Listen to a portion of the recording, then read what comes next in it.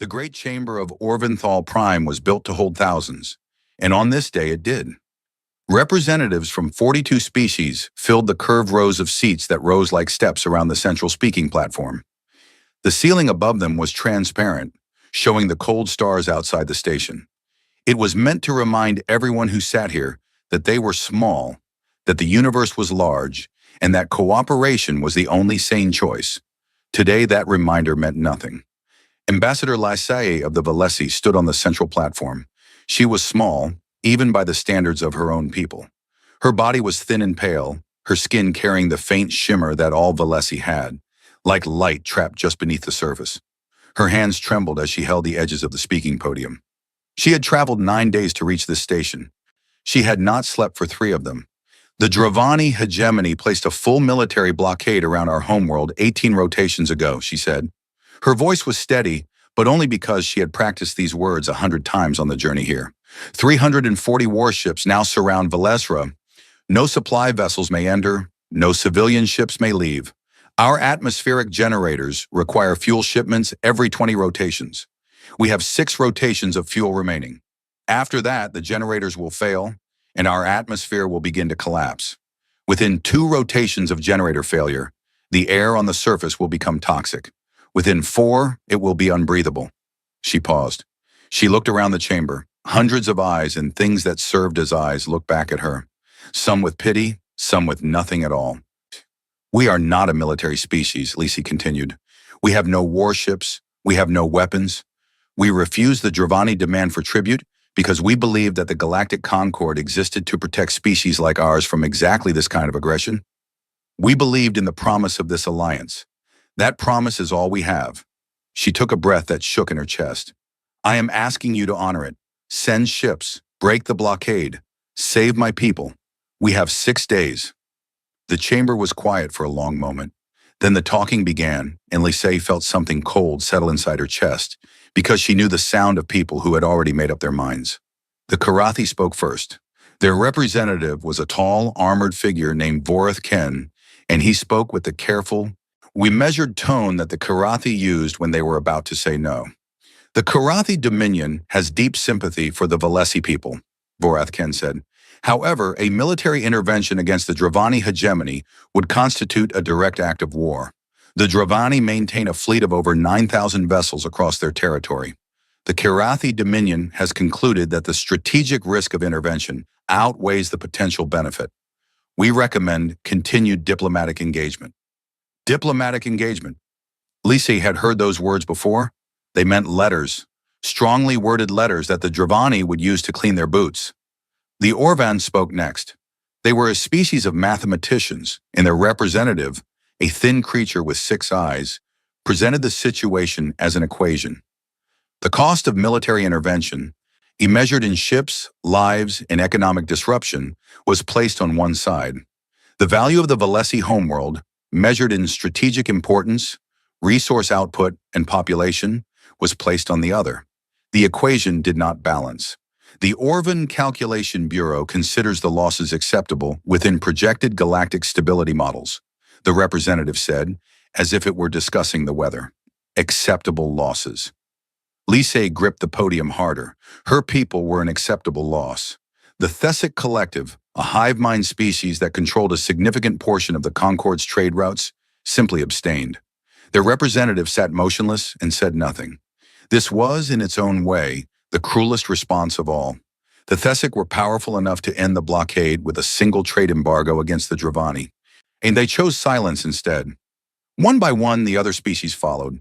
Some expressed sympathy, some expressed regret. A few simply shook their heads or made the equivalent gesture. Nobody offered ships. Nobody offered soldiers. Nobody offered anything except words, and words could not stop a blockade. Lysae stood on the platform and watched her world die in real time, killed not by the Dravani, but by the indifference of every species in this room. In the back of the chamber, far from the central platform, in the cheap seats where minor species were placed, a human sat and watched everything. Commander Jonah Marin was 38 years old. He had brown skin, dark eyes, and the kind of face that did not stand out in a crowd. He wore the plain gray uniform of the United Earth Diplomatic Corps, on it which had no medals on it because Earth had not been a member of the Concord long enough to earn any. 11 years. That was how long humanity had been part of this alliance. They were the newest species in the room, and they were treated accordingly. The other species called humanity a developmental species. It was a polite term. It meant they were considered children. Their fleet was small. Their territory was limited. Their technology, while surprisingly advanced for their age, was generations behind the major powers. They had been given a seat in the Concorde the way a parent might give a child a toy steering wheel. It made them feel included. It did not mean they were driving. Jonah Marin watched the Valesi ambassador stand alone on that platform, and he felt something that he suspected most of the other representatives in this room did not feel. He felt angry. Not the hot, burning kind of anger. The cold kind. The kind that settles in the stomach like a stone and does not go away. He opened his communication device. It was a small, flat unit that connected to Earth's relay network, and it could send a message across the galaxy in about 4 minutes. He typed a single sentence and sent it to the United Earth Central Command. They are going to let them die. Then he sat back and waited. The session continued. More species spoke. More species declined. The Valesi ambassador stood on the platform through all of it because she had nowhere else to go and nothing else to do. At some point, Jonah noticed that she had stopped trembling, and there was something worse than fear on her face now. It was the understanding that she was alone. Jonah's device buzzed. He looked down. The response from Earth was not addressed to him. It was a public filing, entered directly into the Concorde's official docket, which meant every species in the chamber received it simultaneously. Jonah read it once, then read it again, and then he leaned back in his seat and let out a breath that he had been holding for longer than he realized. The docket entry was short. It read, "The United Earth Government, acting under Article 7 of the Galactic Concord Charter, hereby dispatches one vessel to the Valesi system for the purpose of humanitarian intervention and blockade interdiction. Vessel designation UES Achilles. Estimated arrival, 4 standard rotations. Mara end of filing." The effect in the chamber was immediate. The Karathi representative turned in his seat and looked toward the human section. The Orvan analyst began pulling data on its screen. The Thesic Collective's representative moved for the first time in hours, tilting its head in what might have been curiosity. The Dravani ambassador, a broad, heavily built figure named Torek San, stood up from his seat. He had been quiet during the entire session, watching the Valesi beg with the satisfied expression of someone who knew the outcome before the game began. Now he looked toward the human section with an expression that was halfway between amusement and disbelief. "One ship," he said, loud enough for the entire chamber to hear. "The humans are sending one ship?" A ripple of sound moved through the chamber. One something between laughter and confusion. Torek San stepped into the aisle so that more of the chamber could see him. He was enjoying this.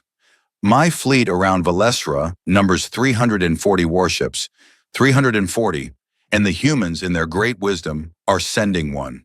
He spread his arms wide. "We expected a fleet. One ship is not a rescue.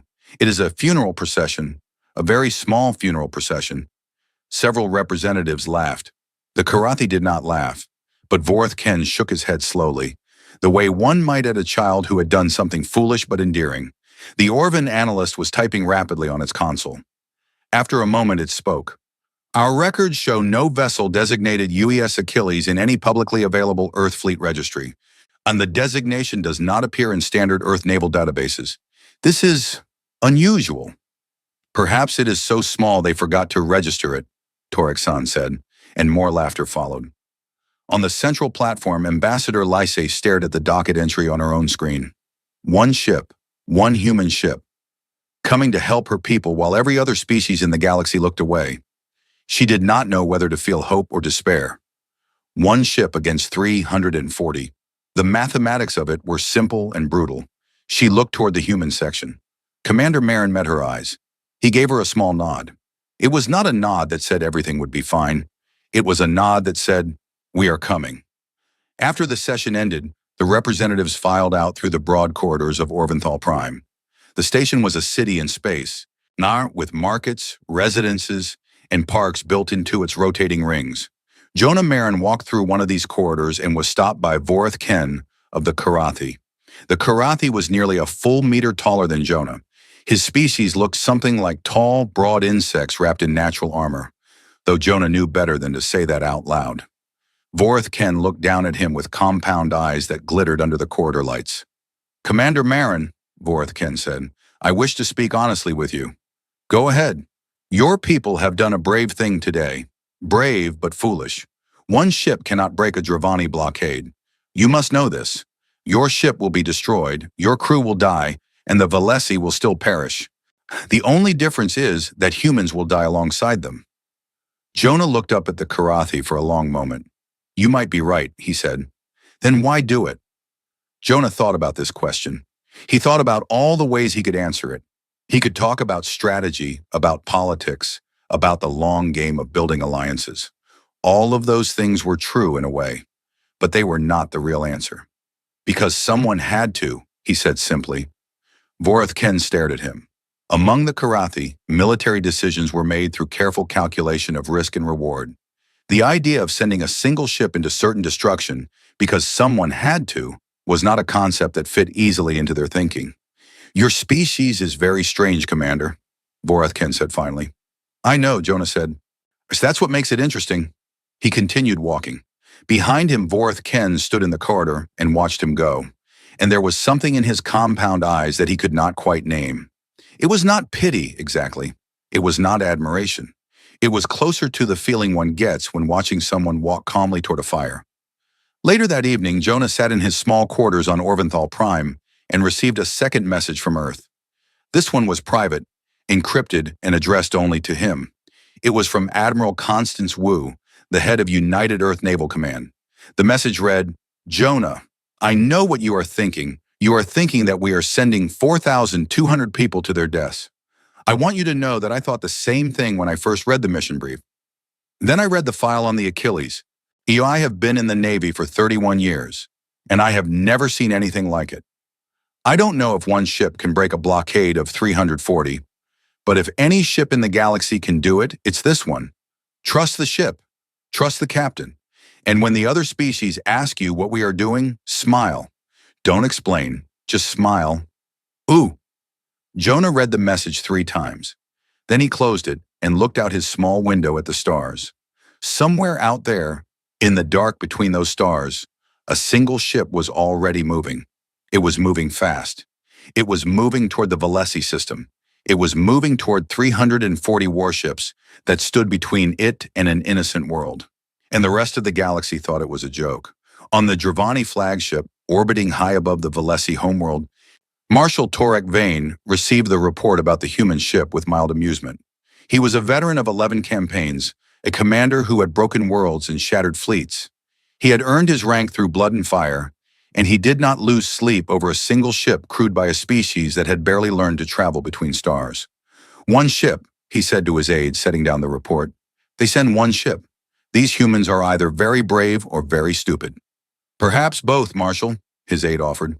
Vane grunted. "Assign a scout wing to intercept. 4 ships should be more than enough. If the humans will not turn back on their own, we will turn them back." "And if they refuse to turn back, Marshal?" Vane looked at his aide with flat, cold eyes. "Nosh, then the scout wing will have target practice."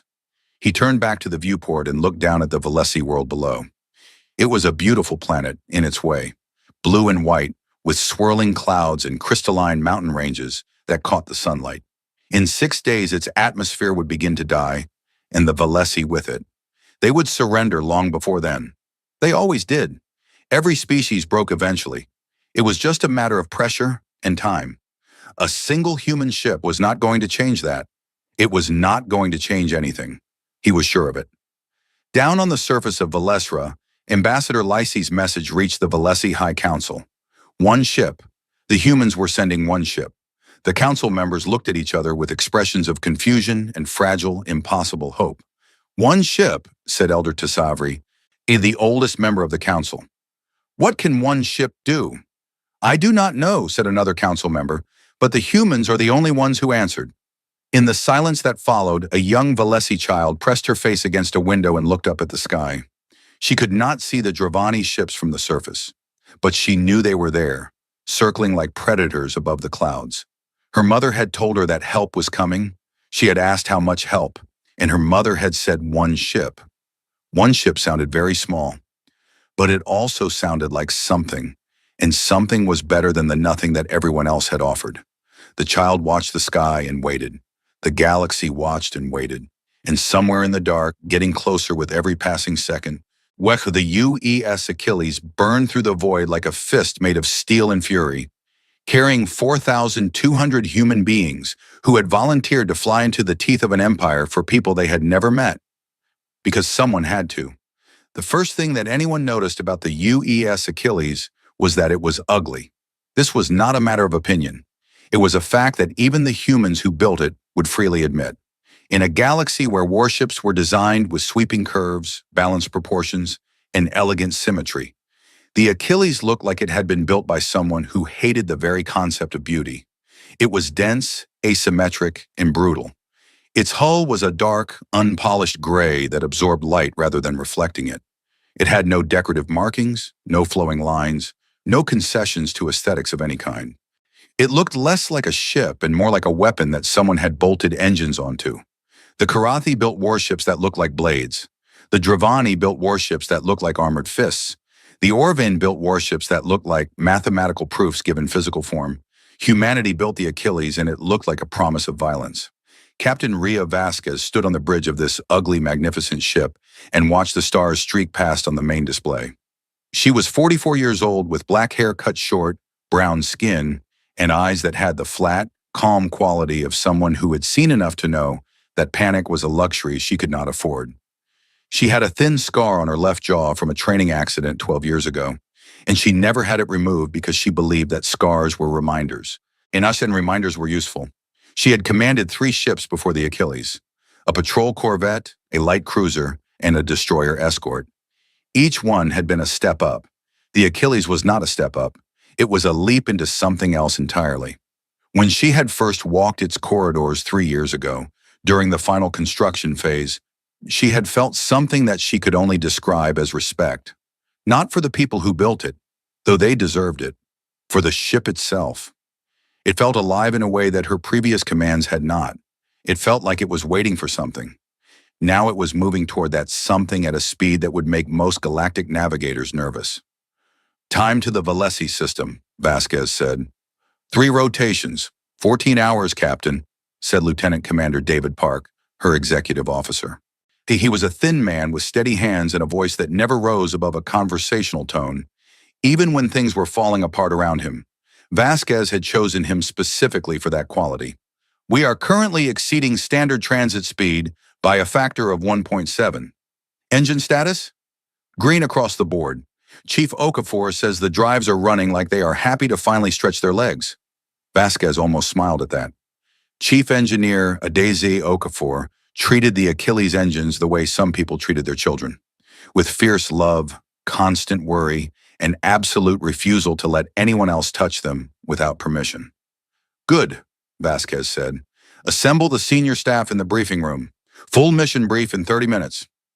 The briefing room of the Achilles was a plain, on a gray space with a large table in the center and a holographic display built into its surface. 12 officers sat around it. Vasquez stood at the head and activated the display. The Valesi system appeared in blue light above the table, with 340 red markers arranged in 3 concentric rings around the planet Valesra. "This is what we are flying into," Vasquez said.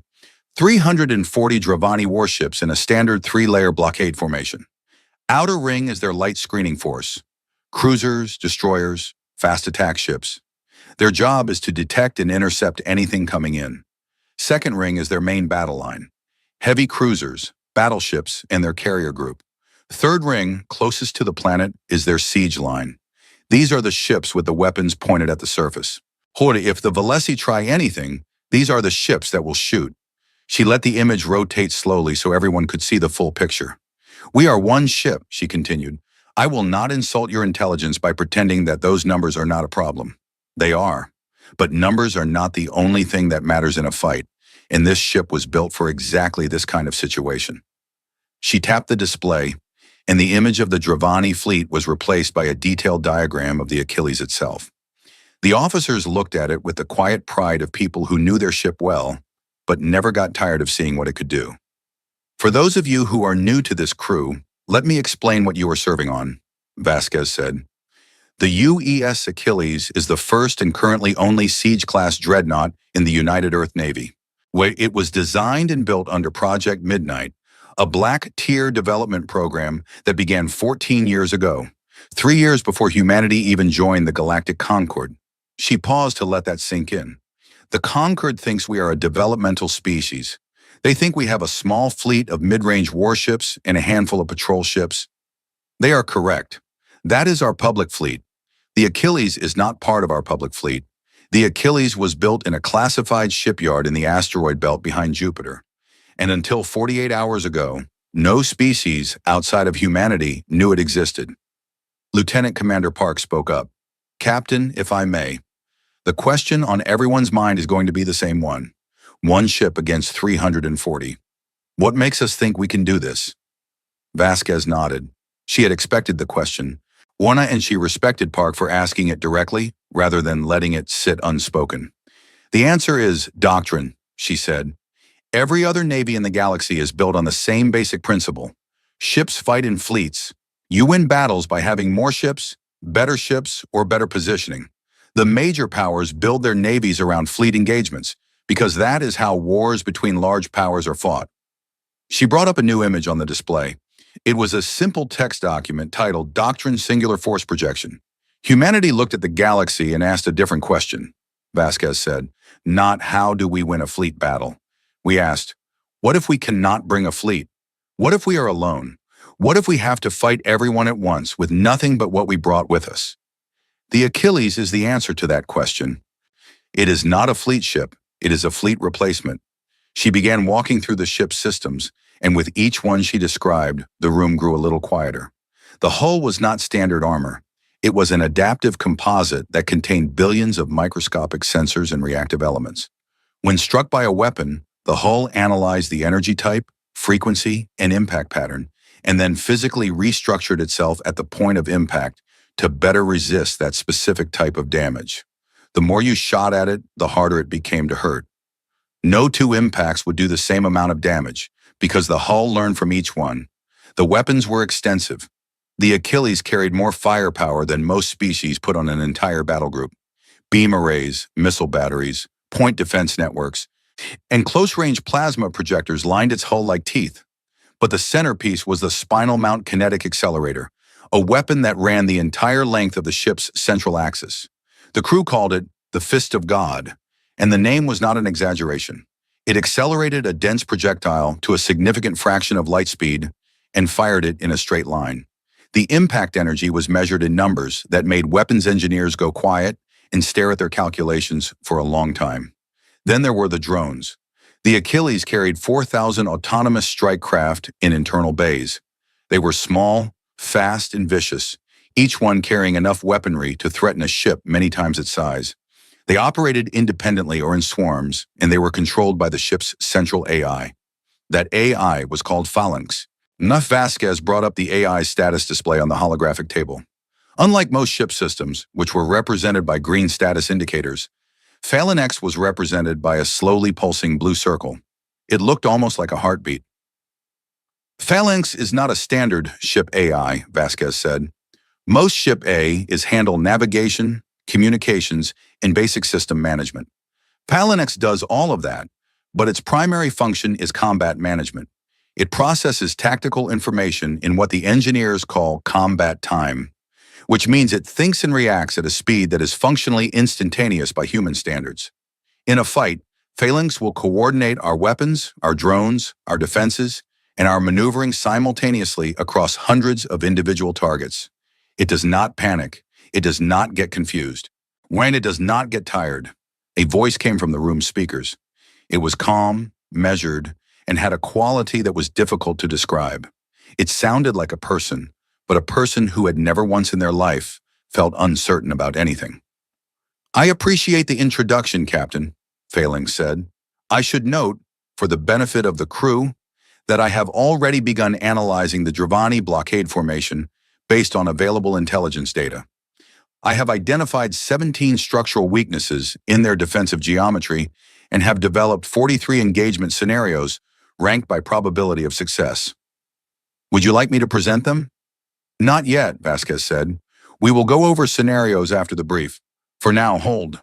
Understood. Standing by. Vasquez looked around the table at her officers. She saw 12 faces looking back at her. Some were nervous, some were excited. All of them were paying very close attention. Our mission orders are clear, she said. Break the blockade, protect the Valesi. Do not fire first, but if fired upon, leave nothing that can follow us home. She let those words hang in the air. We are going to be outnumbered 340 to 1. We are going to be surrounded. We are going to take damage, and some of us may not come back. I will not promise you that everyone survives this, but I will promise you this. That ship out there, the one we are standing inside right now, was built for this moment. Every plate of armor, every weapon, every line of code in Phalanx's systems, it was all built for the day when humanity would have to stand alone against impossible odds and refuse to back down. She straightened up. We are that day. Dismissed. The officers filed out. Park stayed behind as he always did. Captain, he said quietly, do you believe we can do this? Vasquez looked at the holographic display, still showing the 340 red markers around the Valesi homeworld. I believe we are going to try, she said, and I believe this ship will not let us down. That is not exactly the same thing as saying yes. No, Vasquez agreed, it is not. Far away in the intelligence division of the Karathi Dominion, an analyst named Sarath Voss sat in a dark room filled with screens and tried to understand what she was looking at. Sarath was very good at her job. She had been tracking human military development for 6 years, and she had assembled a detailed picture of their navy. Every ship class, every base, every patrol route. The humans were not particularly secretive, at least not compared to some species. Their fleet was modest, their technology was respectable but not remarkable, and their strategic position in the galaxy was minor.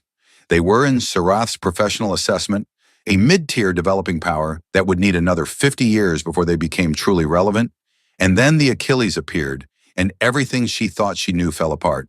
She had pulled every database, every signal intercept, every scrap of information she could find about the ship. The result was almost nothing.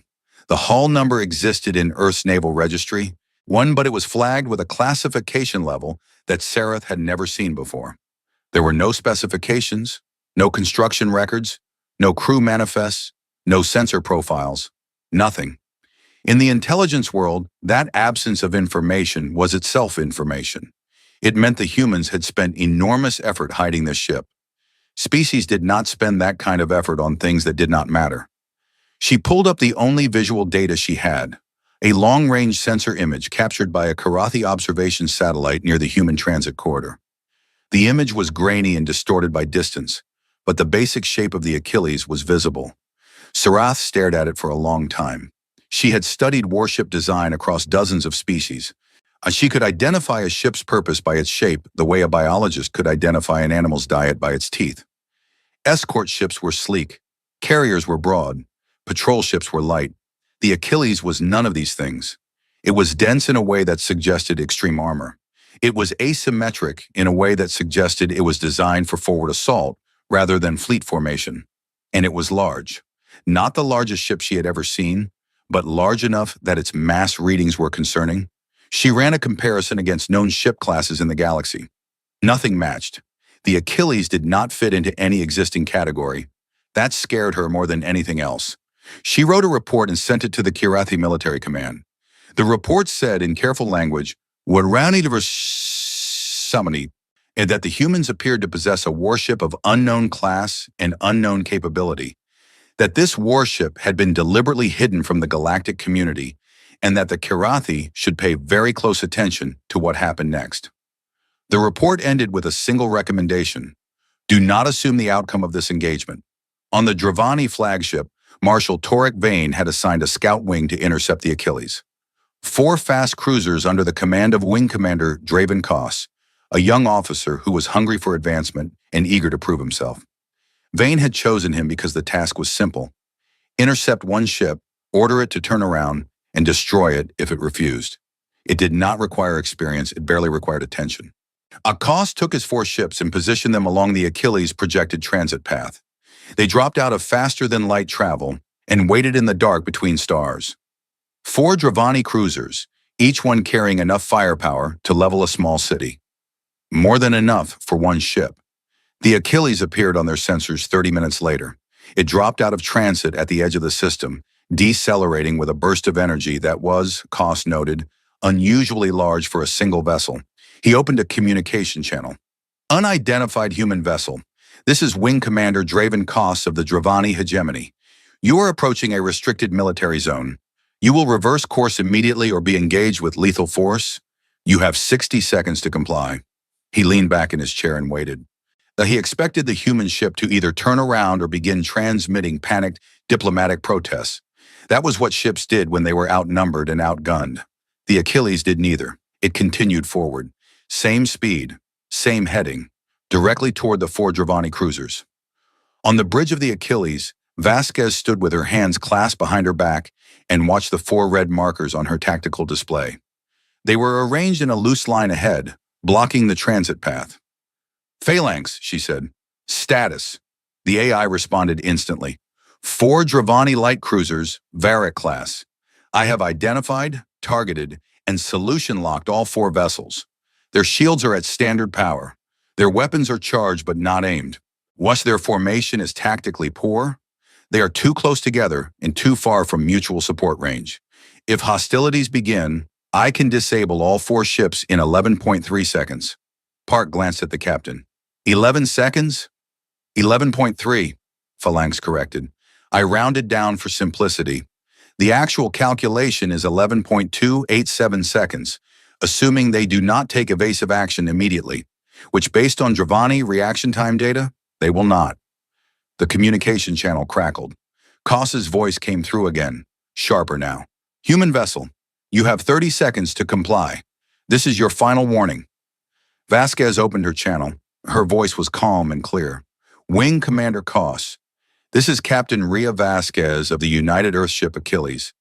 I am proceeding to the Valesi system under Article 7 of the Galactic Concord Charter, which authorizes humanitarian intervention in cases of unlawful siege. You may step aside or you may stay where you are, but I want you to understand something clearly before you make that decision. She paused. Just long enough. You have one chance to move. There was silence on the channel. On the bridge of his cruiser, Koss stared at his sensor display. The human ship was still coming. It had not slowed down. It had not deviated.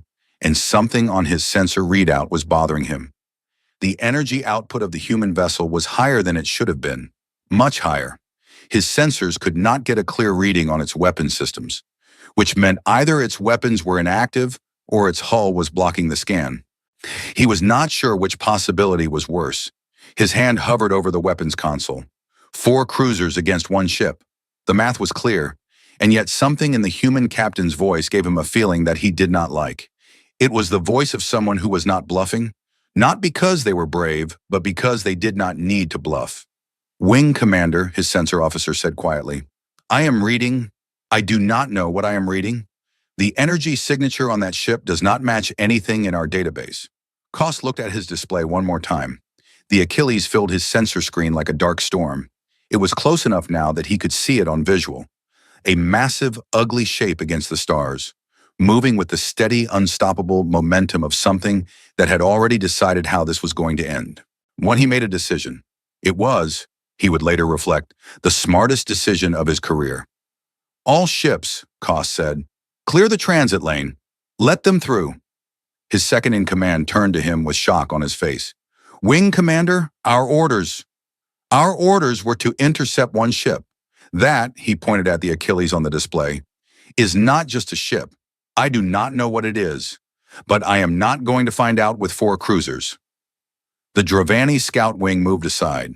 The Achilles passed through the gap without slowing down, without acknowledging, without a single additional word. It continued on its course toward the Valesi system, toward 340 warships, toward the fight that was waiting for it. On the bridge, Vasquez let out a breath she had not realized she was holding. Good, she said quietly. She knew that was the easy part. Captain, Phalanx said, I should note that Wing Commander Koss displayed an unusual level of tactical awareness for a junior Dravani officer. He recognized the threat and withdrew rather than engaging. This suggests that the Dravani officers we will face at the blockade may not all be as reckless as command assumes. Noted, Vasquez said, but we are still going. Of course, Captain. I merely wish to observe that the enemy may be smarter than expected. This does not change our probability of success by a meaningful amount. I have already adjusted my engagement scenarios accordingly. What is our probability of success, Phalanx? There was a pause. It was the first time Vasquez had ever heard the AI pause before answering a question. That depends on how you define success, Captain, Phalanx said. Probability of success means breaking the blockade and protecting the Valesi. I calculate a 67% probability. If success means doing that and bringing this ship home, the number is lower. How much lower? I would prefer not to say at this time, Captain. It may affect crew morale. Vasquez looked at the main display. The Valesi system was getting closer. The red markers of the Dravani fleet were getting brighter. Fair enough, she said. Let's go save a world. The Achilles burned onward through the dark, and the galaxy held its breath. The Achilles dropped out of faster-than-light travel at the edge of the Valesi system, and every sensor in the Dravani blockade fleet lit up at once. 340 warships, they hung in the blackness of space around the planet Valesra like a cage made of metal and fire. The outer ring was the widest, a loose net of fast cruisers and destroyer screens spread across millions of kilometers of space. The second ring was tighter, packed with heavy cruisers, battleships, and the fleet's carrier group. The third ring, closest to the planet, was the siege line. The ships with their weapons aimed downward, ready to burn the surface if the Valesi stepped out of line. It was, by any standard, an overwhelming display of military power. The kind of force that made species surrender before the first shot was fired. The kind of force that said, you have already lost, and the only question is how much you want to suffer before you accept it. Into this cage of steel and fury came one ship, which the Achilles decelerated with a flare of energy that the Dravani sensors read as a small sun appearing at the edge of their detection range. It came to a relative stop and hung there, alone, in the vast emptiness between the system's outer planets and the blockade formation, a single dark shape against the stars. On the bridge of the Dravani flagship, Marshal Torek Vane stood before the main display and looked at the lone contact with an expression that was close to amusement. He was a large man, even by Dravani standards, with heavy shoulders and a face that carried the marks of a dozen campaigns. His uniform was decorated with the campaign ribbons of 11 victories, each one representing a species that had tried to resist the hegemony and failed. So, Vane said, the humans actually came. Yes. On Marshal, his tactical officer confirmed. Single vessel, large, unknown class. Energy signature is significant. Significant how? The tactical officer hesitated. Its power output is higher than our flagship, Marshal. Vane turned to look at him. One ship has a higher power output than the largest warship in this fleet? Yes, Marshal, considerably higher. Vane was quiet for a moment. Then he turned back to the display. He was not the kind of man who was easily unsettled, but he filed that information away in the part of his mind that kept track of things that did not fit the expected pattern. Still, one ship. Whatever its power output, it was one ship against 340. The mathematics of war were not complicated. Mass and numbers won battles. They always had. They always would. Well, he opened a system-wide broadcast channel. This would be heard by every ship in his fleet, by the Valesi on the surface, and by the Galactic Concord observers who he knew were monitoring from long range. Human vessel, Vane said, his voice filling the communication frequencies with the deep, resonant authority of a man who had never lost a battle. This is High Marshal Torek Vane of the Dravani hegemony. You have entered a restricted military zone. You are outnumbered, outgunned, and alone. I recognize your bravery for what it is worth, but bravery without numbers is just a slower form of suicide. Turn around now, and I will allow you to leave with your ship and your dignity intact. Stay, and I will destroy you. You have 5 minutes to decide. He closed the channel and clasped his hands behind his back. How he expected the human ship to turn around. Bravery was one thing, stupidity was another. No sane commander would stay. The response came in less than 30 seconds. Captain Ria Vasquez's voice filled the bridge of the Dravani flagship and every other bridge in the fleet. in the surface of Valesra, and the observation posts of 12 species watching from the edges of the system. Her voice was calm, not the calm of someone who was afraid and hiding it. The calm of someone who had made peace with what was about to happen and had decided to move forward anyway. Marshal Vane, I am Captain Ria Vasquez of the United Earthship Achilles. I am here to inform you that the blockade of the Valesi homeworld is over. You may withdraw your ships with honor, and no blood will be shed, or you may stay. And you will learn why humanity only needed to send one ship. She paused. When she spoke again, her voice carried an edge that had not been there before. The choice is yours, but I want you to understand that it is a choice you will only get to make once. Choose carefully. On the Dravani flagship, the silence that followed was heavy. Vane's officers looked at each other. A few of them looked uncomfortable. Most of them looked angry. The Dravani were not a species that responded well to being told what to do by anyone, least of all by a single ship from a species they considered barely worth noticing. Vane's jaw tightened. He had offered mercy. The humans had thrown it back in his face. Outer ring, he said. Engage! 80 warships surged forward. They came from every direction, closing the distance between the outer screening ring and the Achilles in a coordinated rush. Cruisers and destroyers, fast and well-armed, each one carrying enough firepower to reduce a small moon to rubble. They fanned out as they closed in, forming a sphere of death around the lone human ship. And when they reached weapons range, they opened fire. The first volley hit the Achilles like a storm. Beam weapons, plasma bolts, kinetic rounds, and guided missiles converged on the single target from 80 different angles. The space around the Achilles turned white with the light of impacts. Energy splashed across its hull. Explosions bloomed against its surface.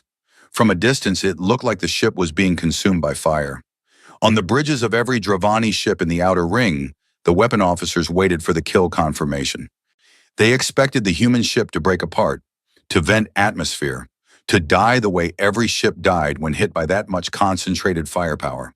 The fire cleared. The Achilles was still there. It had not moved. It had not tried to dodge or evade. It had simply taken the full force of 80 warships firing at once and remained where it was, hanging in space like a dark monument to stubbornness. On its hull, the adaptive armor was doing what it had been designed to do. Each impact was analyzed in microseconds.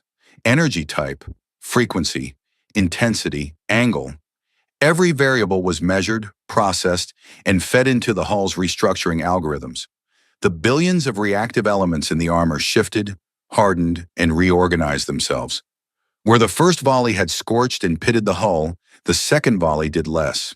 When the third volley did less than that, the Dravani were shooting at a ship that was learning from their fire, and they did not know it yet.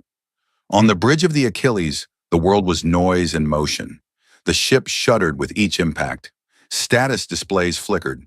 Warning indicators flashed yellow and orange across the tactical screens. Hull integrity at 93%, Phalanx reported, its voice unchanged by the chaos around it. Adaptive plating is responding well. I have cataloged 7 distinct Dravani weapon types and have optimized hull response for all 7. Incoming damage efficiency has dropped by 41% since the initial volley. They will need to hit us significantly harder to cause meaningful damage. Good, Vasquez said. She gripped the arms of her command chair as another volley rocked the ship. Phalanx, target the outer ring. Weapons free. With pleasure, Captain. The Achilles came alive. Along its flanks, weapon ports that had been sealed and dark since the ship's arrival suddenly opened. Beam arrays locked onto targets with a precision that the Dravani had never seen from any species. Each beam found its mark, not the center of mass, where shields were strongest, but the specific weak points in each ship's design, where armor was thinnest, where power conduits ran close to the surface, where shield emitters were most vulnerable. Phalanx was not firing blindly. It was performing surgery. 12 Dravani ships lost their engines in the first 8 seconds. Their drives simply died, cut apart by beams that found the exact junction where the engine housing met the hull. 6 more lost their weapons arrays. The beam projectors on their flanks sliced off as cleanly as if they had been removed by a surgeon's blade. Missiles streaked out from the Achilles batteries in coordinated swarms, each one finding a different target, each one hitting a different system. And then the drone bays opened. 4,000 autonomous strike craft poured out of the Achilles like a swarm of hornets from a nest that someone had been foolish enough to kick. They were small, each one no larger than a shuttle, but they moved with a speed and coordination that was terrifying to watch. They did not fly in formation. They flew in swarms, each swarm moving as a single organism, flowing around defensive fire, splitting and reforming, hitting targets from angles that the Dravani point defense systems could not track. The outer ring fell into chaos. So ships that had been firing confidently moments ago were now spinning, burning, desperately trying to track thousands of targets while the Achilles itself continued to advance, its beam arrays carving through the formation like a blade through paper. The Concorde observers, watching from their long-range sensor posts at the edge of the system, saw the battle unfold on their displays. In the observation chamber on Orventhal Prime, representatives from a dozen species watched in stunned silence. The Karathi military attaché, a grizzled old soldier named Torvan, stood up from his chair without realizing he had done it. He had fought in wars. He had seen fleet engagements. He had never seen anything like this. One ship was dismantling 80 warships, and it was doing it with a systematic efficiency that made his combat instincts scream. The Orvan analyst beside him was typing frantically on a console, running calculations, trying to make the numbers fit into its models. The numbers refused. "That is not possible," the analyst said. "The damage output of that single vessel exceeds the combined output of a Karathi assault squadron. The drone coordination is operating at a level of tactical complexity that should require a fleet command network, not a single ship AI. The adaptive hull plating is negating incoming fire at a rate that our models say is theoretically impossible. This is not possible. And yet," Torvan said quietly, "it is happening." Back in the Valesi system, the outer ring was broken. In less than 15 minutes, the Achilles and its drone swarms had destroyed or disabled 31 ships and forced the rest to scatter. The wreckage of Dravani cruisers and destroyers tumbled through space in slow-burning spirals. The Achilles did not pause to admire its work. It advanced. On the Dravani flagship, Marshal Vane watched the destruction of his outer ring with an expression that had gone from disbelief to cold, focused fury. He had underestimated the humans. He could admit that to himself. He would not make the same mistake twice. "Second ring," as he ordered. "Full engagement, all ships. I want that thing surrounded and destroyed." The main battle line moved. Heavy cruisers, battleships, and the fleet's 2 carriers turned their bows toward the approaching Achilles and began to close. These were not the light screening ships of the outer ring. These were the heavy hitters, the ships that cracked fortresses and broke fleets. When each one carried weapons that could damage a planetary surface from orbit. 160 ships, the core of the Dravani fleet, moving as one. Vasquez watched them come on her tactical display. 160 capital ships forming a closing wall of metal and firepower. "Phalanx," she said. "Spinal mount status." "Charged and ready, Captain. Target, open space. Coordinates right between their second and third rings. I do not want to hit any ships. I want to hit nothing at all." Park looked at her. "Captain?" "Trust me," Vasquez said. "Phalanx, fire the spinal mount." "Firing!" The fist of God spoke. The entire ship shuddered as the spinal mount kinetic accelerator discharged, a projectile roughly the size of a ground car made from the densest material human engineering could produce. It left the ship's central axis at a velocity that was difficult to comprehend. It crossed the distance between the Achilles and the target coordinates in less than 2 seconds. It hit nothing. That was the point. When the projectile reached the empty space between the second and third rings, it detonated. Not in an explosion of fire and heat, but in a release of kinetic energy so massive that it created a shock wave in the fabric of space itself. The wave expanded outward at tremendous speed, and when it hit the Dravani ships, it did not damage them. It moved them. Capital ships weighing millions of tons were physically shoved aside. The carefully maintained formation geometry of the blockade shattered like glass. Ships that had been precisely positioned to create overlapping fields of fire were suddenly tumbling, and their engines firing desperately to regain orientation, their formations broken. The gap between the second and third rings, which had been a wall of coordinated firepower, was now a chaotic mess of displaced ships trying to find their positions. Vasquez pointed at the gap. "Through there, full speed." The Achilles surged forward. Its engines burned at maximum power, driving the massive ship toward the gap in the Dravani formation like a battering ram. Dravani ships fired on it as it passed, but their shots were poorly aimed, fired from ships that were still reorienting, still trying to understand what had just happened. A Dravani destroyer, spinning from the shockwave, found itself directly in the Achilles' path. It tried to move. It was too slow. The Achilles hit it, not with a weapon, with itself. The forward hull of the Achilles, armored and dense and moving at a speed that no ship that size should have been moving at, struck the destroyer amidships. The smaller ship crumpled like a tin can hit by a hammer. The Achilles pushed through the wreckage without slowing down, using the debris as a shield against incoming fire from the ships on either side. It was brutal. It was ugly. It was not the way wars were supposed to be fought. It was the way humans fought when they were outnumbered and had no choice. The conquered observers watched in silence. Several of them had stopped trying to analyze what they were seeing and were simply watching with open mouths. Marshal Vane gripped the railing of his command platform hard enough to leave marks in the metal. His second ring was in disarray. The human ship had punched through the gap and was now between his main battle line and his siege line, the worst possible position for his fleet and the best possible position for the enemy. All ships converge, Vane said. His voice was steady, but the officers on his bridge could hear something in it that they had never heard before. Strain. Every ship in this fleet, converge on the human vessel. I want it surrounded from every direction. I want so much fire hitting that ship that nothing can survive it. Everything we have. Now. 340 ships. Every ship he had. Every weapon. Every fighter. Every piece of firepower at his disposal, all converging on a single point in space where one ugly, battered human ship refused to stop moving. On the bridge of the Achilles, the tactical display turned red. Its contacts closing from every direction. The entire Dravani fleet was coming for them. Vasquez looked at the display for a long moment. She thought about her crew. She thought about the Velesi on the surface below, their atmospheric generators counting down toward failure. She thought about the Concorde, watching from safety, having chosen to do nothing.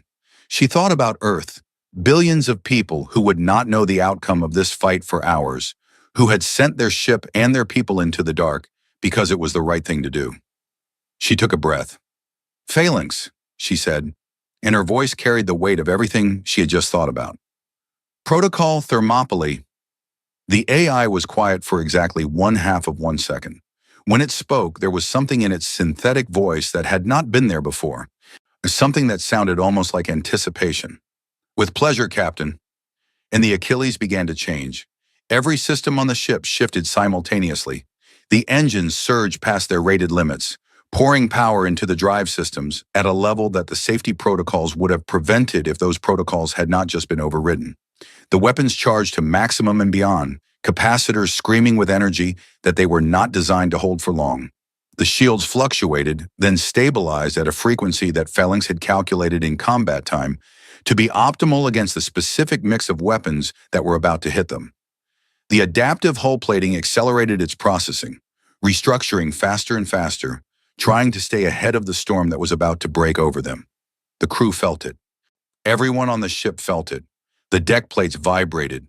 The lights flickered and then burned brighter than normal. The air itself seemed to hum with energy. It felt like the ship was waking up, like it had been holding back, and now it was not. In engineering, Chief Okafor watched her readouts climb past every red line she had ever been taught to respect. Her hands moved across her console, feeding power, balancing loads, keeping the ship from tearing itself apart through sheer excess of force. Captain, she said over the comm, if we hold Protocol Thermopylae for more than 40 minutes, this ship will start taking structural damage that I cannot repair in the field. After 60 minutes, I cannot guarantee hull integrity. Understood, Chief, Vasquez said. All right, we will not need 60 minutes. The Dravani fleet closed in from every direction, and the sky above Valesra burned with the light of 340 warships converging on a single point. And at that single point, the Achilles waited for them, humming with power, its weapons hot, its hull shifting and adapting, its 4,000 drones reforming into attack swarms, and its AI thinking at the speed of war. One ship against everything. This was what it was built for. The Battle of Valesra lasted 38 minutes. It felt like a lifetime. When the full Dravani fleet converged on the Achilles, it did so with the kind of overwhelming force that was supposed to end battles before they began. 340 warships closing from every direction, their weapons hot, their shields at maximum, their captains hungry for the kill. From the outside, from the sensor screens of the Concorde observers and the long-range telescopes of a dozen species, it looked like the end. The human ship was a single point of light surrounded by a closing sphere of fire. It should have been over in minutes. It was not over in minutes. Protocol Thermopylae was not a battle plan. It was a state of being. It pushed the Achilles past its limits and into a place that the engineers who designed it had called in their technical documents sustained operational excess. The crew had a simpler name for it. They called it the Red because when Protocol Thermopylae was active, every status display on the ship turned red. Not red as in danger. Red as in everything is running hotter, faster, and harder than it was ever meant to run. And the only question is whether the ship breaks the enemy before it breaks itself. The Achilles moved like nothing its size should have been able to move. The overclocked engines gave it an acceleration that made the Dravani targeting computer struggle. They had been programmed to predict the movement of capital ships, which moved slowly and ponderously. The Achilles did not move slowly. It cut through the converging fleet like a blade, changing direction with sudden, violent bursts of thrust that left streaks of superheated exhaust across the battlefield. Phalanx was the heart of it. The AI processed the battlefield at a speed that no organic mind could match. It saw every ship, every weapon, every missile, every drone, and every piece of debris simultaneously, and it made decisions about all of them in fractions of a second. It fired the Achilles beam arrays at targets that the human crew could not even see yet, hitting ships that were still turning to bring their weapons to bear. It launched missiles in patterns so complex that the Dravani point defense systems could not calculate interception solutions fast enough. It directed the drone swarms with a precision that made them seem less like machines and more like extensions of a single vast mind. And it prioritized. That was the crucial thing. Vasquez's orders had been clear. Break the blockade, protect the Valesi. Not destroy the fleet, not commit genocide. Break the blockade. Phalanx understood the difference, and it applied that understanding to every shot it fired. Engines, weapons, shield emitters, communications arrays. Phalanx targeted the systems that made ships dangerous, not the systems that kept crews alive. A Dravani battleship that lost its engines was no longer a threat. A cruiser that lost its weapons could not fight. A destroyer that lost its shields would withdraw rather than risk destruction. Ship after ship was crippled, disabled, rendered combat ineffective, and left to drift while the Achilles moved on to the next target. It was surgical, it was methodical, and it was relentless. In the first 10 minutes, the Achilles disabled 26 ships and destroyed 11 others that had positioned themselves too aggressively to allow for precision targeting. The drone swarms added another 15 disabled contacts. The Dravani formation, which had been a closing sphere of coordinated firepower, began to develop gaps as ships fell out of the fight. But the Dravani were not helpless. They were a species that had fought wars for centuries. They adapted. After the initial shock, the Dravani captains began to coordinate. They stopped trying to hit the Achilles with long-range fire, which the adaptive hull was negating with increasing efficiency, and began closing to point-blank range, where the sheer volume of fire would overwhelm any defense. They sent their own fighter squadrons to engage the drone swarms. They positioned their remaining heavy ships in tight clusters, creating overlapping fields of fire that even Phalanx had to respect. The Achilles started taking real damage. A concentrated volley from a Dravani battleship group struck the port side of the hull and overloaded the adaptive plating in that section. The armor, pushed beyond its capacity to restructure, simply failed. A section of the hull the size of a building peeled away and tumbled into space, venting atmosphere from 3 interior decks. Hull breach, decks 14 through 16, port side, Phalanx reported. Emergency bulkheads sealed. 17 crew members in affected sections. 12 confirmed evacuated. 5 unaccounted for. Vasquez's hands tightened on her chair. 5 people. 5 of her people, possibly dead, possibly trapped in sealed compartments with no air. She pushed the thought down. She would mourn later. Right now, she had a battle to fight. Redistribute hull plating to compensate, she ordered. Phalanx, adjust defensive priorities. Keep that side away from concentrated fire. Already done, Captain. And I have rotated our orientation to present the strongest remaining hull sections to the densest enemy formations. The battle continued. The Achilles pushed deeper into the Dravani fleet, heading for the siege line around Valesra. Every meter of progress was paid for in damage. A missile swarm overwhelmed the point defense on the starboard quarter and detonated against the hull, destroying a drone bay and the 600 autonomous craft still inside it. A Dravani destroyer rammed the Achilles forward section in a suicide attack, crumpling its own hull against the human ship's armor and taking a chunk of plating with it. On the bridge, a support beam broke loose from the ceiling and crashed down onto the navigation console. The navigator, Lieutenant Chen, was thrown from her seat. She hit the deck hard and did not get up. Her two crew members rushed to her side. The console was destroyed. "Navigation is down," Park reported, his voice steady despite the blood running from a cut on his forehead. "Phalanx, take over navigation," Vasquez said. "Done," the AI replied. "I have been running parallel navigation calculations since the battle began. There will be no loss of maneuvering capability." The minutes ground by. 15 minutes. 20. The Achilles was bleeding now. Fires burned in sections that the damage control teams could not reach. The spinal mount kinetic accelerator had been fired 4 more times, each shot cracking the formation of the fleet. But the barrel housing was showing stress fractures from the overclocking. Chief Okafor reported that the next firing might fuse the weapon permanently. "One more shot," Vasquez said, "to save it for when it matters." 25 minutes. The drone swarms were down to less than half their original numbers. The ones that remained fought with desperate ferocity, flinging themselves at Dravani ships in attacks that were as much about distraction as destruction. Phalanx managed them like a conductor managing an orchestra, pulling damaged drones back, pushing fresh ones forward, creating openings in the enemy formation that the Achilles could exploit. 30 minutes. The Achilles had pushed through the second ring entirely and was now engaging the siege line, the ships closest to the planet. These ships had not been expecting a direct assault. They had been positioned to threaten the Velesi, not to fight a battle. When the Achilles came at them with its remaining weapons blazing and its hull burning, they scattered. Some of them did not scatter fast enough. Phalanx identified the ships that had their weapons aimed at the planet's surface and targeted them with specific priority. These were the ships that could kill millions with a single command. They had to be neutralized first. Beam arrays sliced through engine housings. Missiles found weapon ports. Drone swarms surrounded carriers and tore their fighter bays apart. 35 minutes. The siege line was broken. The Dravani ships closest to Valesra were drifting, disabled, their weapons silent. The path between the Achilles and the planet was clear, but the rest of the fleet was still fighting.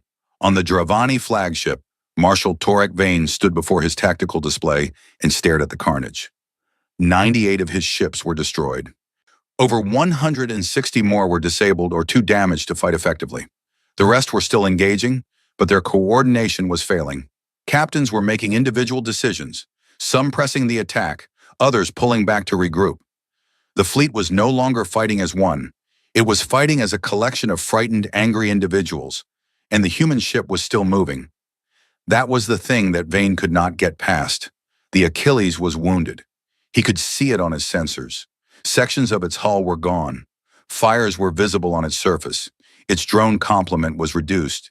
Its energy output was fluctuating, which meant its power systems were strained. It was hurt. It was bleeding. It was burning. And it had not stopped.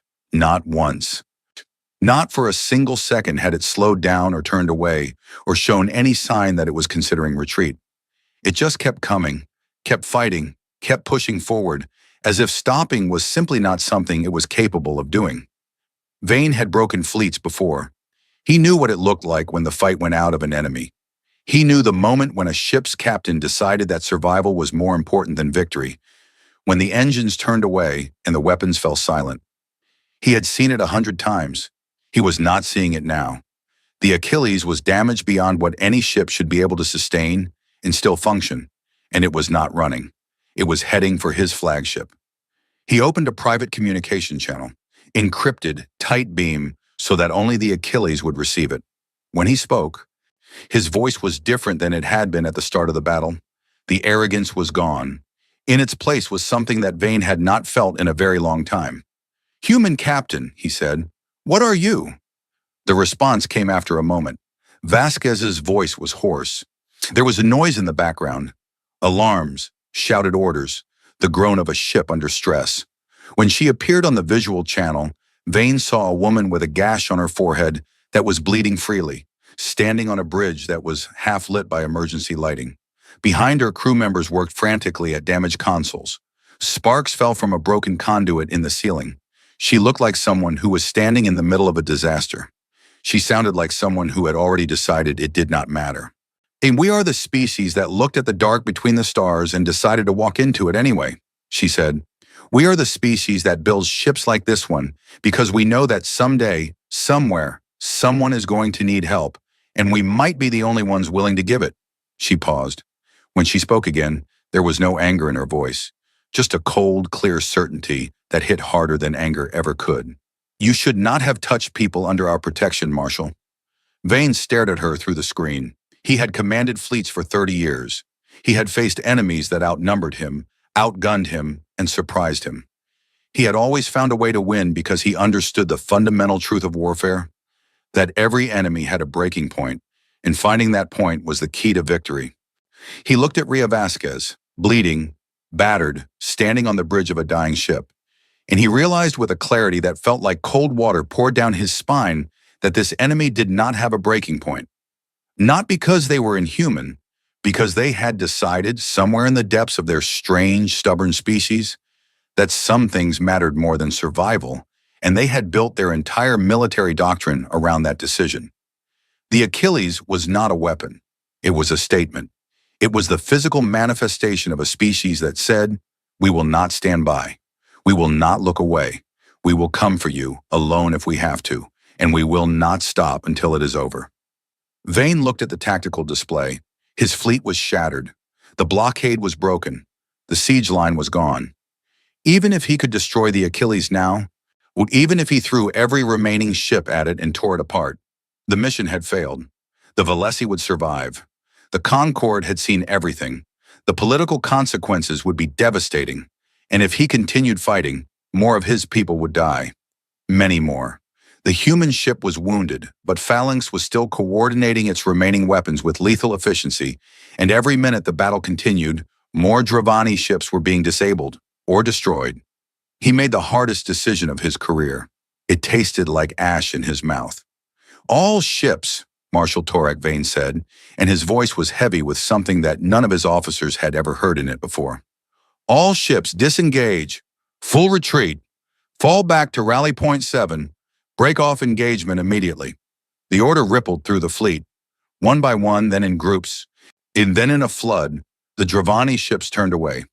Engines flared. Ships that had been firing on the Achilles moments ago now turned their sterns and accelerated out of the system. The siege line ships, the ones still functional, pulled away from the planet. The heavy cruisers and battleships of the second ring broke formation and withdrew. The remaining ships of the shattered outer ring scattered into the dark. 340 ships had come to the Valesi system to enforce the will of the Dravani hegemony. Less than half of them were leaving under their own power. On the bridge of the Achilles, the silence was sudden and absolute. One moment, the ship was shaking with impacts, alarms were screaming, and the tactical display was a chaos of red markers. The next moment, the red markers were moving away. All of them. Moving away, accelerating, withdrawing. It took a moment for the crew to understand what was happening. Then it hit them. "They are retreating," Park said. His voice cracked on the last word. "Captain, they are retreating." Vasquez did not respond immediately. She sat in her command chair and watched the Dravani fleet pull away from Valesra, and she felt something that was too complicated to be called relief and too heavy to be called victory. She thought about the 5 crew members unaccounted for on decks 14 through 16. She thought about Lieutenant Chen, carried to the medical bay with a head injury. She thought about the fires still burning in the lower decks, and the hull breaches that were still being sealed, and the damage reports that were still coming in. They had won. It did not feel like winning was supposed to feel. For a phalanx, she said quietly, move us into protective orbit above Valesra. Position us between the planet and the Dravani retreat vector. If any of them turn back, I want to know about it. Understood, Captain. Moving to protective orbit now. I should note that 26 Dravani ships in our immediate vicinity are disabled and adrift. Their crews are alive but unable to maneuver. Standard protocol would suggest, send a general broadcast on the Dravani emergency frequency, Vasquez said. Tell them we will not fire on rescue ships. They can come collect their wounded. Park looked at her. Several officers on the bridge looked at her. She had just offered to let the enemy recover their disabled ships after a battle that had cost human lives. Vasquez met their looks with steady eyes. We came here to break a blockade, not to kill people. The blockade is broken. The killing is done. On the surface of Valesra, the Velesi watched the sky change. The sensor readings that had shown 340 hostile contacts surrounding their world began to clear. One by one, then in groups, the red markers on their defense screens disappeared as the Dravani ships withdrew. In their place, a single contact moved into a slow, steady orbit above the planet. A single ship, scarred and battered and burning in places, but alive, still there, still between them and anything that might try to hurt them. Ambassador Lisi stood in the High Council chamber and watched the orbital display. The atmospheric generators, which had been counting down toward failure, still had fuel for 4 more days. Enough time for supply ships to arrive now that the blockade was gone. Her people were going to live. She pressed her hands against the display and wept. The other council members wept with her. Elder Tesavri, the oldest among them, looked at the single contact on the display, the one ship that had come when no one else would, and said a word in the old Velesi language that had not been spoken in generations. It was a word that meant something close to shield-bearer, someone who stands between the helpless and the harm. On Orventhal Prime, the Concord observation chamber was silent for a long time after the battle ended. The representatives of 12 species sat in their seats and stared at their screens and tried to process what they had just seen. One ship. One human ship had broken a blockade of 340 warships. It had done it in 38 minutes. It had done it while taking damage that would have destroyed any other vessel in the known galaxy. And it had done it while showing restraint, targeting engines and weapons rather than reactors and crew quarters, disabling rather than destroying wherever possible, and then offering to let the enemy rescue their wounded after the fighting was over. The Kirathi military attaché, Torvan, was the first to move. He reached for his communication console and typed a message to the Kirathi High Command. It was a message that no Kirathi officer had sent in 400 years, a formal request for a military alliance with another species. The Kirathi did not ask for allies. They did not need allies. They had not needed allies since before most species in the Concord had achieved spaceflight.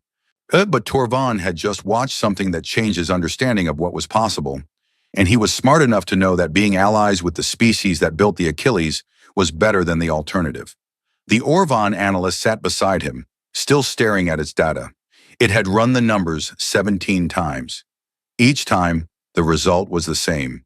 The performance of the Achilles exceeded every model the Orvan had for what a single ship could do. The models were not wrong. The data was not wrong. The Orvan's understanding of the universe had simply been incomplete.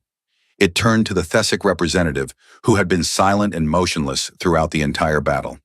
This changes everything, the analyst said. The Thesic representative, for the first time in the entire crisis, spoke.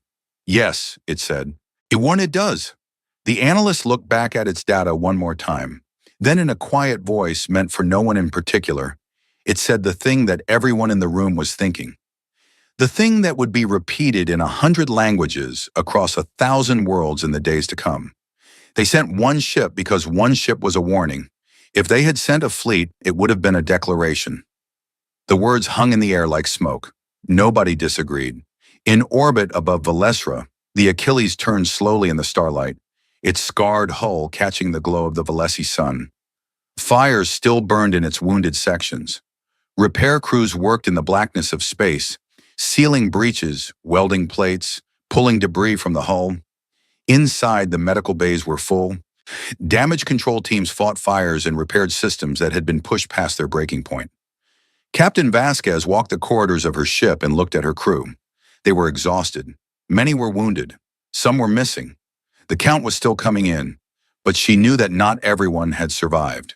She stopped at a viewport and looked down at the planet below. It was beautiful, blue and white, with crystal mountains that caught the light. It was alive. It was going to stay alive. That mattered.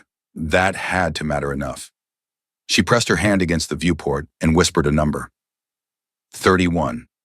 That was how many crew members the Achilles had lost. 31 people who had come to save a world and would not be going home. She would remember every name. She would make sure the galaxy remembered why they died. Well, the UES Achilles came home on a Tuesday. It limped through the Sol system at a fraction of its normal speed, its engines running on reduced power, its hull patched with emergency plating that looked like bandages on a wounded animal.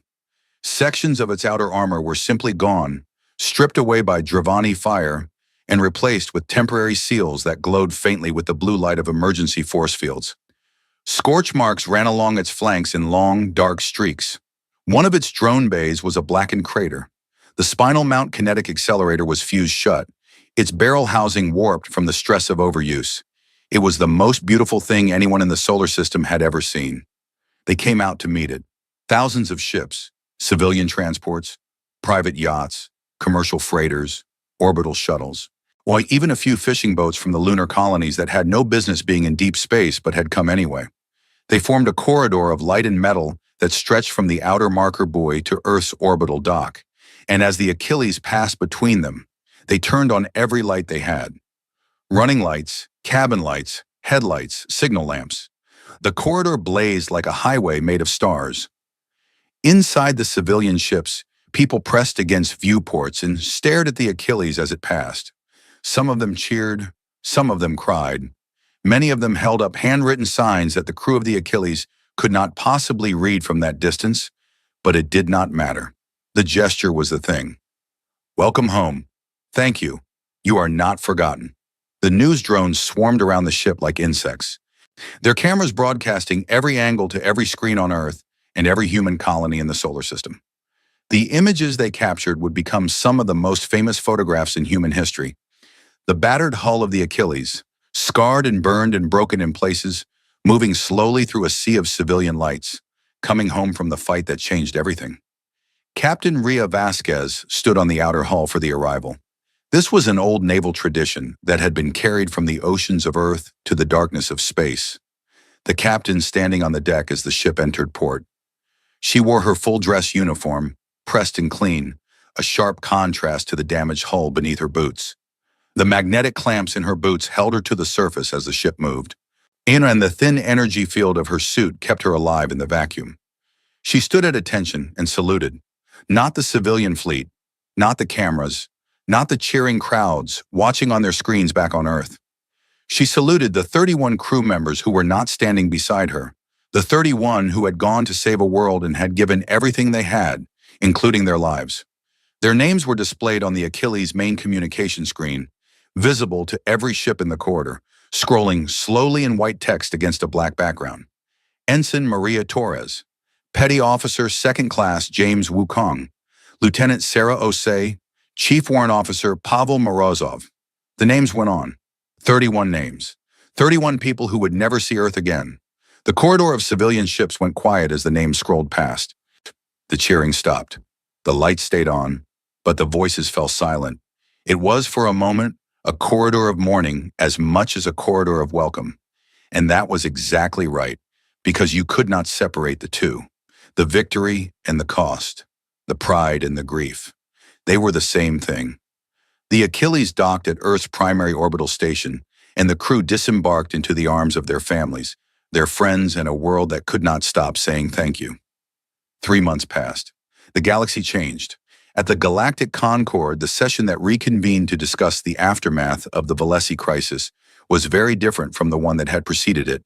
The same species sat in the same seats in the same great chamber on Orventhal Prime, but the atmosphere was unrecognizable. The casual condescension that the major powers had once directed at humanity was gone, replaced by something more complicated. Respect, certainly, but also wariness, and in some cases, fear. Humanity's file in the Concord database had been updated. The old designation, developmental species, had been quietly removed. In its place was a new classification that had been created specifically for them because no existing category fit. The new designation was Apex Singular Threat. The definition, written by a committee of military analysts from 6 species, was precise and clinical. A species possessing the capability to deploy a single asset that constitutes a strategic-level threat to established military powers. The definition was accurate. It was also, several species noted privately, terrifying, because it did not say, the Achilles constitutes a strategic-level threat. It said a single asset. 1. The implication was clear. If the humans could build one ship like the Achilles, they could build more. And the fact that they had kept it secret for years, that no one in the galaxy had known it existed until the moment it was needed, raised a question that made intelligence agencies across the galaxy very uncomfortable. What else were the humans hiding? Commander Jonah Marin addressed the Concord for the first time as a full representative, not a junior liaison. Earth had been elevated to a senior seat, a position that normally required decades of membership and significant political maneuvering. Humanity had earned it in 38 minutes. Jonah stood on the central platform where Ambassador Lee Say had stood 3 months ago, and begging for help. He looked out at the same chamber, the same curved rows of seats, the same representatives who had voted to let the Valesi die. He had prepared a speech. He had revised it 11 times. In the end, he threw out the prepared version and spoke from memory, because what he wanted to say was too important to read from a screen. 11 years ago, Jonah said, humanity joined this Concord because we believed in collective security. We believed that the purpose of this alliance was to protect the species within it, to stand together against aggression, and to ensure that no people would be left to face destruction alone. He paused. The chamber was very quiet. 3 months ago, we watched every species in this chamber vote to let an innocent world die. We sat in this room and listened to calculations about acceptable losses. We heard strategic assessments that concluded the Valesi were not worth saving. We watched the most powerful civilizations in the galaxy look at a helpless people and decide that helping them was too expensive, too risky, too inconvenient. His voice did not rise. It did not need to. So we sent one ship. We sent one ship because that is what it took. Because we looked at the situation and decided that if no one else was willing to do the right thing, we would do it ourselves, even if it cost us everything. 31 of our people died doing what this entire Concord should have done together. He looked around the chamber, meeting eyes, meeting the equivalent of eyes, meeting the gazes of species that had sat in these seats and done nothing, while the Valesi counted down the days until their air ran out. We did not send the Achilles to prove a point. We sent it because people were going to die, and we could not accept that. But I will not pretend that no point was proven. A point was proven, and the point is this. He straightened up. We hope sincerely that next time there is a crisis, we will not have to send a ship at all, because next time you will do the right thing yourselves. Not because you are afraid of us, not because you have seen what our ships can do, but because you remember what it felt like to sit in this chamber and do nothing, and you decide that you never want to feel that way again. The silence that followed was long and uncomfortable. Nobody applauded, nobody objected. They sat with his words the way one sits with a truth that is painful but impossible to deny. In the months that followed, the political landscape of the galaxy shifted in ways that analysts would spend years trying to fully understand. 7 species formally requested military alliances with Earth. The Karathi were first, their request filed during the battle itself by Attaché Torvan, who had seen enough to know that the galaxy had changed and that the Karathi needed to change with it. The others followed quickly. The Valesi, naturally, but also the Thessic Collective, which broke its long tradition of neutrality, and 4 smaller species that had been watching from the margins and had drawn their own conclusions. The Dravani hegemony, one which had ruled its corner of the galaxy through intimidation and raw military power for generations, began to fracture. Marshal Torek Vane was recalled to the hegemony capital to face a council of inquiry. The details of the inquiry were not made public, but the result was Vane was stripped of his rank and sent to a remote garrison post on the edge of Dravani space. He did not protest. He had seen the human ship. He had spoken to its captain. He understood in a way that the politicians back home did not yet understand, that the hegemony's way of doing things was no longer sustainable in a galaxy that contained humanity. The fracturing was slow but steady. 3 Dravani client states declared independence within the first month, emboldened by the demonstration that the hegemony could be beaten. 2 more followed in the second month. Whilst the hegemony's response was muted, they did not have the fleet strength to enforce compliance after losing so many ships at Valesra, and more importantly, they were afraid. Not of the rebels, of what might happen if they tried to crush the rebels and another human ship appeared in their skies. The Valesi became a symbol. Their homeworld, which had been days from death, became the focal point of a new principle in galactic law. It was called the Valesi Doctrine, and it was proposed by the Thesic Collective, which had remained silent during the original crisis and seemed determined to make up for that silence now. The doctrine was simple. No species may be blockaded, besieged, or subjected to military coercion without the immediate and collective response of the Galactic Concord. If the Concord failed to respond, any member species had the legal authority to intervene independently. The doctrine passed with the largest majority vote in Concord history. Every species voted in favor except the Dravani, who abstained. Ambassador Lysay of the Valesi was present for the vote. She sat in the Valesi delegation seat, which had been moved from the back of the chamber to a position of honor near the center, and she watched the votes come in with the quiet, steady expression of someone who had been through the worst and come out the other side. When the result was announced, she did not cheer. She simply nodded once and looked toward the human delegation. Jonah Marin nodded back. On Earth, the Achilles sat in its orbital dock and underwent repairs that would take the better part of a year. The damage was extensive, as the adaptive hull plating needed to be completely replaced across 60% of the ship's surface. The spinal mount accelerator was removed and rebuilt from scratch. 2 of the 4 drone bays were replaced entirely. Structural members throughout the ship's interior were reinforced or replaced where protocol thermopylae had pushed them past their tolerances. The crew was given leave, extended leave, the kind that came with a suggestion from the Admiralty that they spend some of it talking to professionals about what they had been through. Many of them did. Some of them did not need to. Some of them needed to but did not, because they were stubborn, and stubbornness was a trait that the Achilles seemed to select for in its crew. Captain Vasquez spent her leave on Earth, in a small house in the mountains of Peru that had belonged to her grandmother. She did not give interviews. She did not attend ceremonies. She did not accept the 17 invitations to speak at military academies, universities, and government events. She sat on her grandmother's porch and looked at the mountains and thought about the 31 people she had lost and the millions she had saved, and she tried to find a way to hold both of those things in her mind at the same time without breaking. She succeeded eventually. She was, after all, the kind of person who commanded a ship like the Achilles. Breaking was not something she did easily. Phalanx was updated during the repairs. The AI's combat algorithms were refined based on the data from the battle. Its processing architecture was expanded. And several new tactical modules were added. When the technicians reactivated the system after the updates, Phalanx's first words were, "Has the crew been well cared for in my absence?" The chief technician, who had been working on AIS for 20 years and thought she was past being surprised by them, found that she had to take a moment before she could answer. "Yes," she said, "they have." "Good," Phalanx said. "Then I am ready to resume my duties." Across the galaxy, the story of the Achilles spread.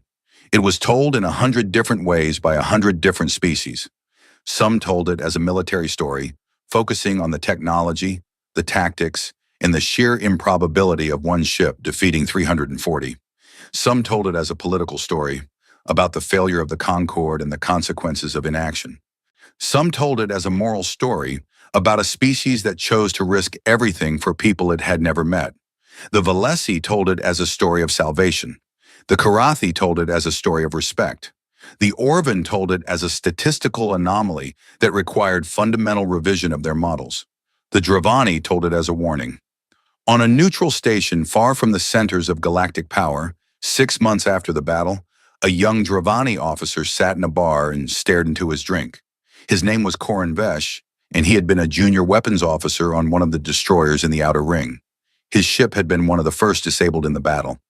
Its engines had been cut apart by beam fire so precise that the engineering section did not even lose pressure. One moment they were fighting. The next they were drifting, alive but powerless, and Ash watching the rest of the battle unfold on passive sensors. He had nightmares about it. Not about the danger, about the precision, about the cold, systematic efficiency with which the Achilles had taken his ship apart. It had not been angry. It had not been cruel. It had simply decided that his ship was no longer going to be a problem, and then it had made that decision real with a few seconds of perfectly aimed fire. A human sat down on the stool beside him. She was a Marine, based on the insignia on her jacket. Master Sergeant Diane Okonkwo, according to her name tag. She was a broad-shouldered woman with kind eyes and a face that looked like it smiled easily, though she was not smiling now. She ordered a drink, took a sip, and sat in companionable silence for a while.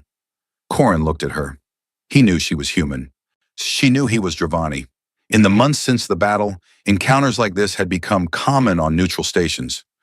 Former enemies sharing a bar, sharing a drink, trying to figure out what came next. There was no hostility in it. The war, such as it was over.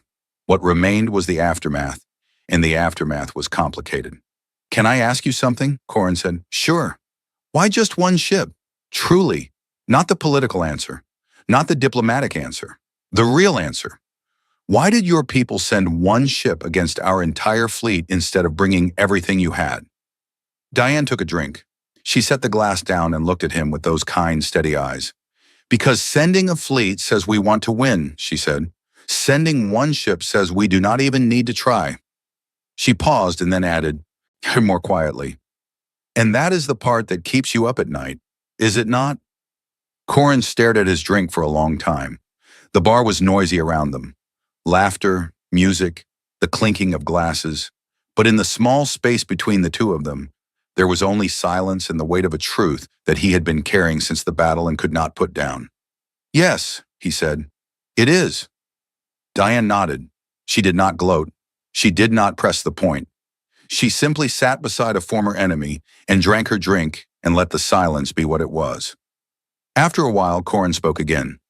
"Your ship, the Achilles, it could have destroyed us, all of us. It targeted engines and weapons instead. It offered to let our rescue ships collect our wounded. Why?" Diane looked at him. "Because we were not there to destroy you. We were there to stop you. And there is a difference. Most species do not seem to understand that, but we do. You stop the threat. You do not burn the world. That is not who we are." Corin thought about that for a long time. Then he finished his drink, set the glass down, and stood up. "I think," he said carefully, "that my people made a very large mistake when they decided to test yours." Diane almost smiled. "I think you might be right." He nodded to her and walked away. She watched him go, then turned back to the bar and ordered another drink. Deep in Earth's orbital shipyards, behind the asteroid belt where Jupiter's gravity hid the construction platforms from casual observation, work had begun on a new ship. It was not a secret exactly. The Concorde knew about it. The intelligence agencies of a dozen species had detected the construction activity and had filed reports about it. But their reports contained very little detail because the shipyard security was extraordinary and the humans were very good at keeping things hidden when they wanted to. The ship's designation was UES Marathon. It was Siege class. Hull number 2. The Marathon was not a copy of the Achilles. It was an evolution. Every lesson learned from the Battle of Valesra was being incorporated into its design. The adaptive hull plating was faster, able to restructure in half the time. The spinal mount was reinforced to sustain repeated firings without structural damage. The drone bays were larger, the engines were more powerful. And the AI core was built on an expanded architecture that would make the Marathon's version of Phalanx even faster and more capable than the original. The construction crews worked around the clock. They were volunteers, every one of them. There was a waiting list to work on the Marathon that stretched for months. People wanted to be part of it. They wanted to help build the next chapter of the story that the Achilles had started. In the Concorde's intelligence networks, a routine surveillance system detected the construction activity and generated an automated report. The report was flagged, categorized, and distributed to the intelligence agencies of every major species. It contained a single line of data that, despite its brevity, caused a remarkable amount of quiet concern across the galaxy. When the line read, "Humanity is building another one." In her office at the Karathi Intelligence Division, analyst Sarah Voss read the report and added it to her growing file on human military capabilities. The file had grown considerably since the battle. She had spent months trying to understand the Achilles, and she was still not sure she fully grasped what she was looking at. The humans had hidden the most powerful warship in the galaxy inside an asteroid belt for years, and nobody had noticed. Now they were building a second one, and they were not even trying to hide it. She sat back in her chair and thought about what that meant. Hiding the first ship made sense. It was a surprise, a secret weapon, held in reserve until the moment it was needed. But building the second one openly, that was different. That was not a secret. And that was a message. The message was the Achilles was not unique. It was not a miracle. It was not a one-time thing. It was the beginning. Sareth added a note to her file. It said, "Recommend continued alliance with Earth. Recommend not testing their resolve again. Recommend not giving them a reason to build a third one." She closed the file and looked out her window at the stars. Somewhere out there, in the dark between those stars, humanity was building. They were building ships and alliances and a reputation that would echo across the galaxy for generations. They were building a future in which the strong could not prey on the weak without consequence, in which a single ship could change the course of history, and in which the species that looked at the dark and chose to walk into it anyway would never, ever stand by while innocent people died. They had sent one ship, it had been enough. But just in case the galaxy forgot that lesson, they were building another one. And somewhere in a small house in the mountains of Peru, Captain Ria Vasquez sat on her grandmother's porch and watched the sun set behind the Andes. Her communicator buzzed. She looked at it. A message from Admiral Wu. "Ria, when you are ready, the marathon needs a captain. No rush, take your time. But when you are ready, she is yours." Vasquez looked at the message for a long time. She looked at the mountains, golden in the fading light. She thought about the 31 names she carried with her. She thought about the Valesi child who had watched the sky and hoped. She typed her response. "Now I am ready." She set down the communicator and watched the last of the sunlight fade from the peaks. Tomorrow she would go back to the stars. Tomorrow she would stand on the bridge of a new ship and look out at the galaxy that had learned the hard way what humanity was capable of. But tonight, she sat in the mountains and watched the dark come in, and she was not afraid of it. She had never been afraid of the dark. None of them had. That was the point.